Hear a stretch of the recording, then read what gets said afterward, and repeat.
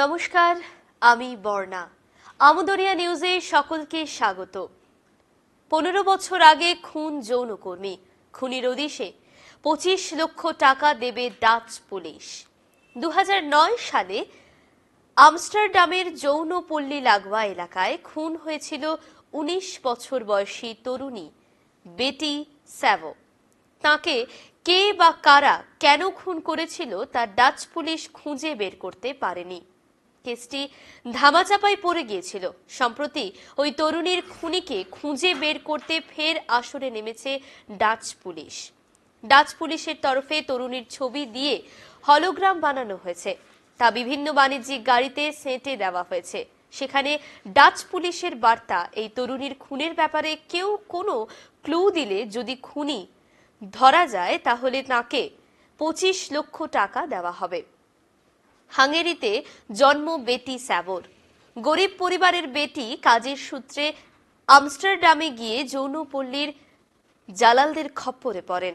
যৌনকর্মী হিসেবে কাজ শুরুর পরেই গর্ভবতী হয়ে পড়েন। তার একটি পুত্র সন্তান হয়। এর কিছুদিন পরেই তার রক্তাক্ত দেহ মেলে। দেহে অন্তত 70 বার ছুরি দিয়ে আঘাত করা হয়েছিল। পুলিশ তদন্তে নেমে কোনো সূত্রই উদ্ধার করতে পারেনি। ডাচ পুলিশের এক মুখপাত্র সংবাদ সংস্থাকে জানিয়েছে, আগে খুনির সন্ধান মেলেনি বলে আগামী দিনে পাওয়া যাবে না তা হতে পারে। সেজন্যই ফের জোর কদমে তদন্ত শুরু হয়েছে। আসছি পরবর্তী খবরে।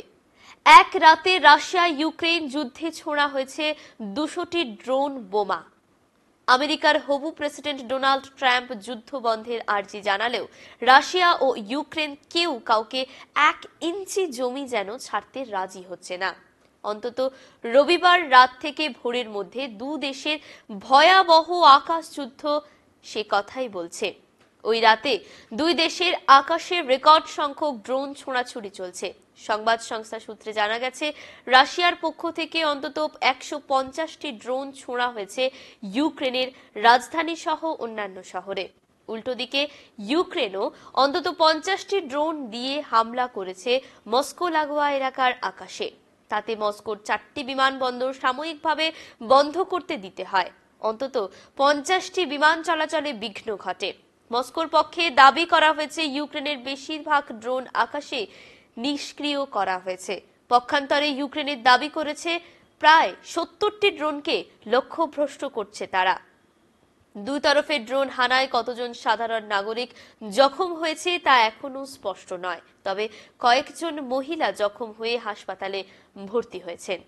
এখন এই পর্যন্তই, ফিরবো আবার গুরুত্বপূর্ণ খবর নিয়ে। ধন্যবাদ।